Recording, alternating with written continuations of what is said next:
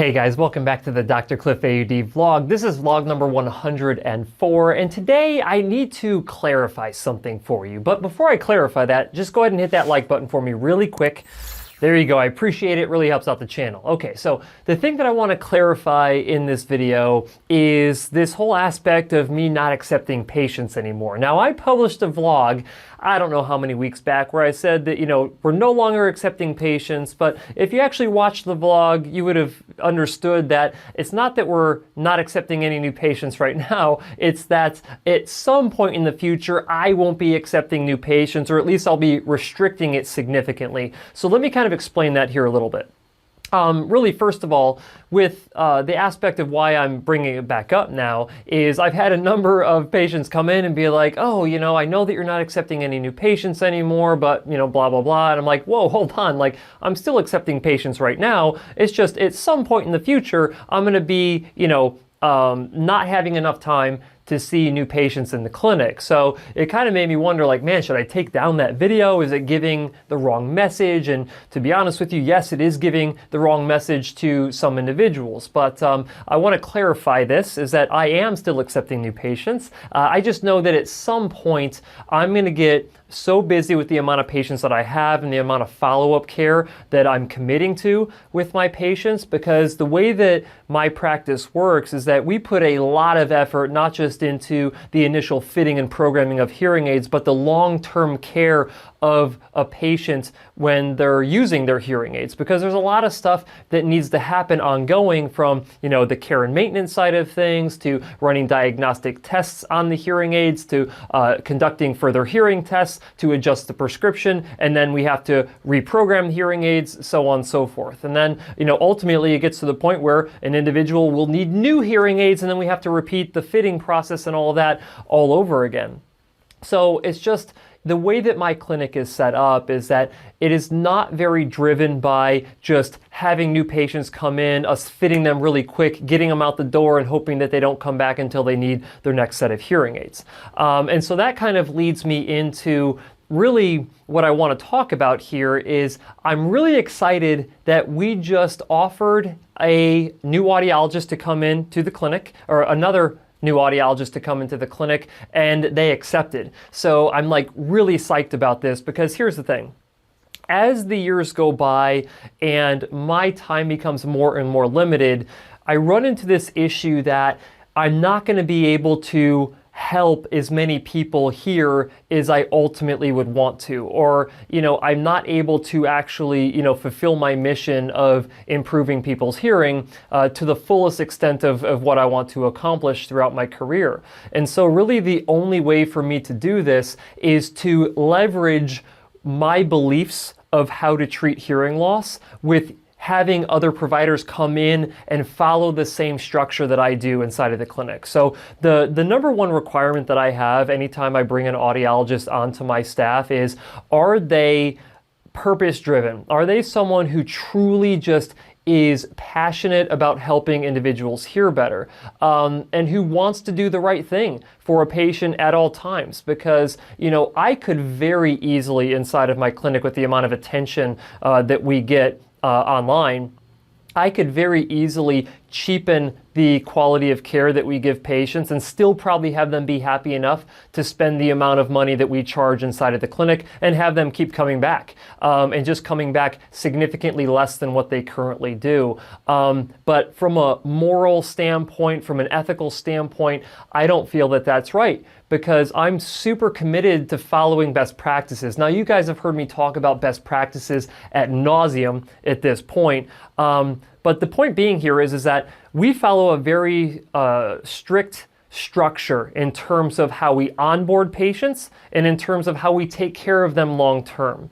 And so I believe that as long as I have an audiologist who's passionate about providing a really high quality of care and really outstanding experience to the patients that we have, that I'm going to be able to kind of replicate what I'm doing with my patients. All right. When you start looking at it, I mean, when I bring on a new patient, they're typically waiting several weeks before they can even get in to see me initially. And then it's another several weeks before I can actually start their fitting sequence that we do, their best practice fitting sequence that takes 6 weeks for me to complete. And then I'm seeing that patient once every quarter, so every 3 months in that first year, I'm seeing my patients for an hour apiece, for a half hour for some of those visits, and then the annual is an hour for us to complete testing and all of that. And so you can see how my time is extremely limited. So unless I'm willing to bring someone on and teach them the way that I do things, we're going to get to the point where we're just not accepting new patients at all inside of the clinic. And for those of you who've kind of seen my my clinic tour, like my walkthrough of my clinic video, you know that we have 3 treatment rooms inside of our clinic. And, I'm using one of them. Dr. Altis, who's fantastic, by the way, he's using one of them. And so we have a third room that is essentially not being used at all. And so now is that time to put a provider inside of that office so we can continually serve patients who want to come in and be served at our clinic. And, the demand is there. I mean, there is no shortage of individuals who want to make sure that their hearing loss is treated the right way.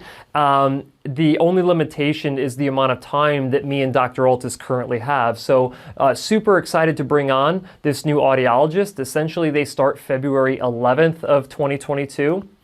And there's going to be a pretty extensive training process with this individual. I'm really happy to be bringing in this new audiologist, and for them to be really open about what they want to achieve in their career. I mean, the audiologist that I just hired, she's coming from a clinic that did not follow best practices. And the thing is that it's always telling when they come in and they have an interview and they say that they feel like, they've sold their soul. And the problem is that there's not that many clinics out there who follow like comprehensive best practice care and who give you enough time to really work with the patient and to make sure that you're performing auditory rehabilitation and that you're following best practices to make sure that you're optimizing the performance of your patients. So here early on in this year, I'm going to be spending a lot of time doing, training and development for the providers on my staff. And it takes a lot of time to make sure that we're all kind of,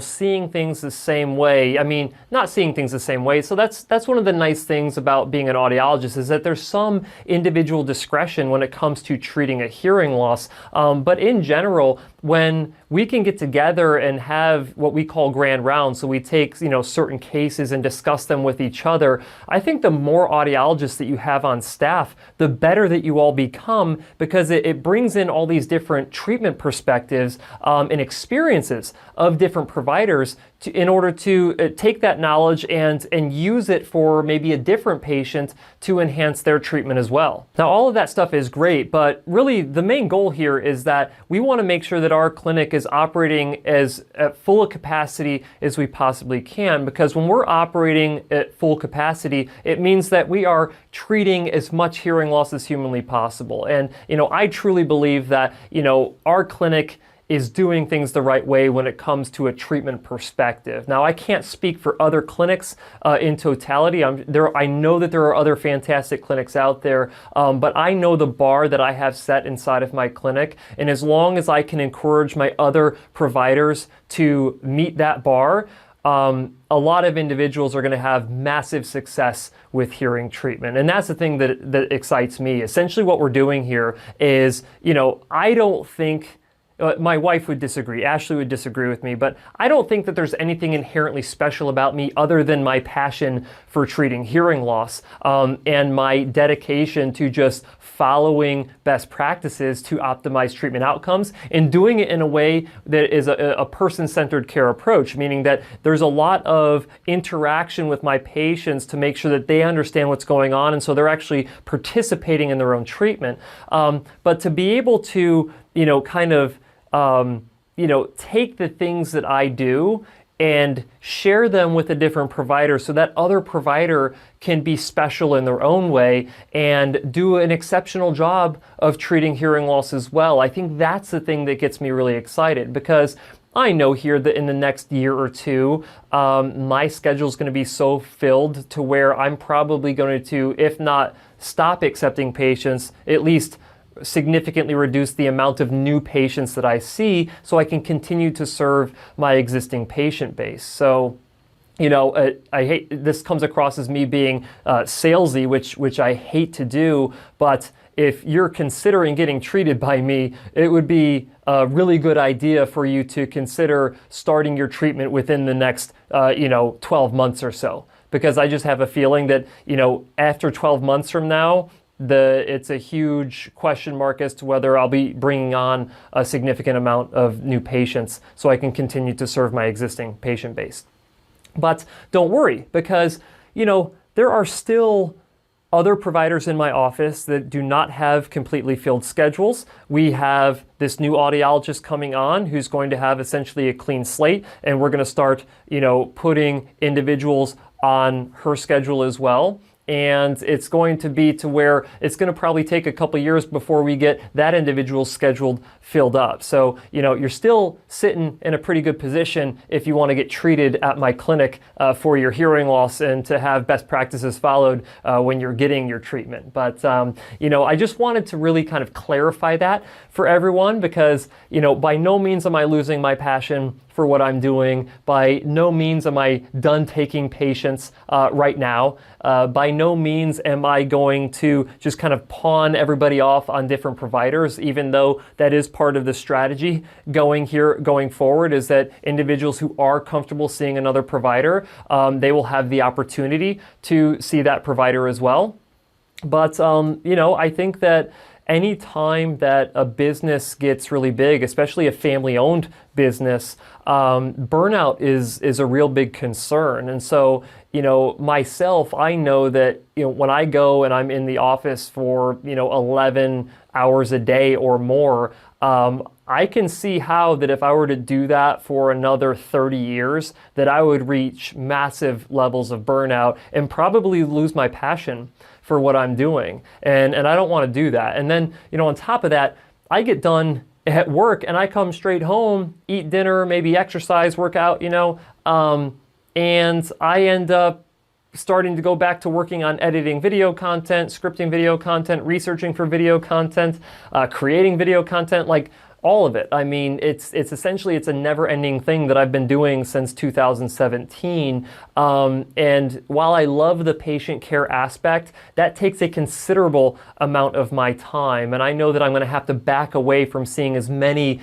patients as possible. That came out wrong. I know I'm going to have to back away from trying to maximize the amount of patients that I see over the course of a week. I think it's going to be realistic that I'm going to end up seeing patients about 3 days a week. And so I can have 4 days a week to work on, content creation, and then maybe having like a day off. Having a day off would be nice. I forget what that's kind of like. I get a day off here and there if there's like a holiday or something like that, but I never stop thinking about it. I'm always thinking about like, what else could I create that would provide value to someone who has hearing loss? And it never stops. As soon as I hit the stop button on this camera and I go into and finish editing this vlog for you guys, I'm going to be thinking of the next thing. Like, what else can I do to create value? So the hamster never gets off the wheel, so to speak, up here in my head. So that's really what I wanted to share with you guys today. I have a new provider coming in, super excited, passionate provider coming in.